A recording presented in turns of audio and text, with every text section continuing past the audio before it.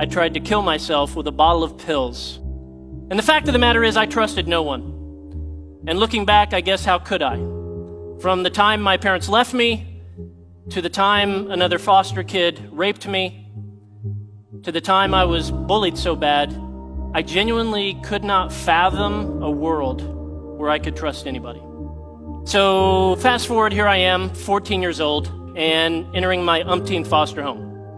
I was a veteran at this whole sort of getting kicked out of one home, moved to the next. You meet these people who were like literally complete and total strangers 10 minutes ago who are now apparently your mom and dad. You know, kids don't take candy from strangers, just move in with them.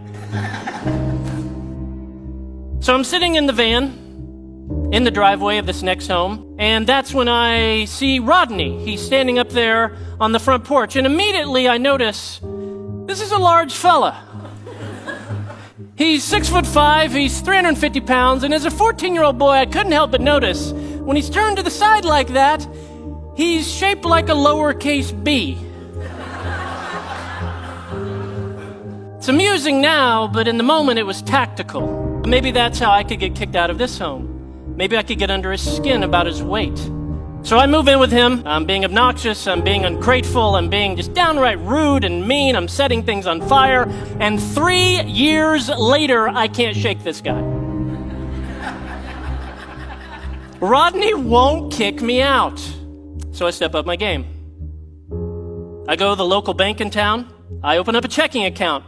I put about $90 in there. Then I proceed to write $10,000 worth of checks. Obviously, checks bouncing one after the next after the next. One check that bounced was for my car insurance. I'm going down the road speeding, Stillwater, Oklahoma, 88 miles an hour. No car insurance, no driver's license. I get pulled over, handcuffed, thrown in the back of a cop car, and sent to jail. I call Rodney. Like, Rodney, I'm in Stillwater, I'm in jail, I'll tell you the whole thing when you get here. Can you please come bail me out tonight? He said, I will come bail you out, but not till tomorrow.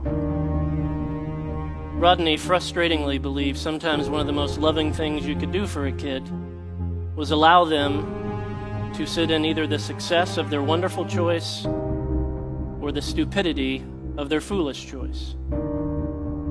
Next morning, he comes, bails me out, exactly as promised. We have a long, very awkward car ride home. No one says anything. We get back to the house. He's like, we need to sit down and talk. And I knew this moment had finally come. So Rodney, his wife, sit me down to give me the talk I've had a dozen times. He looks in my eyes and says, son, you can keep causing problems. You can keep trying to mess up. You can keep pushing us away. You can keep trying to get us to kick you out of here, but you've got to get it through your thick head, son. We don't see you as a problem. We see you as an opportunity. And in that moment, all my skepticism came to the surface. And I thought, what a cheesy, stupid thing to say to a 17-year-old kid. But then I was overwhelmed with the reality that this guy actually meant it. He didn't see what I was, what was on the surface. The obnoxious kid, the ungrateful kid, the kid getting suspended. He saw what I could be. It was genuinely my turning point.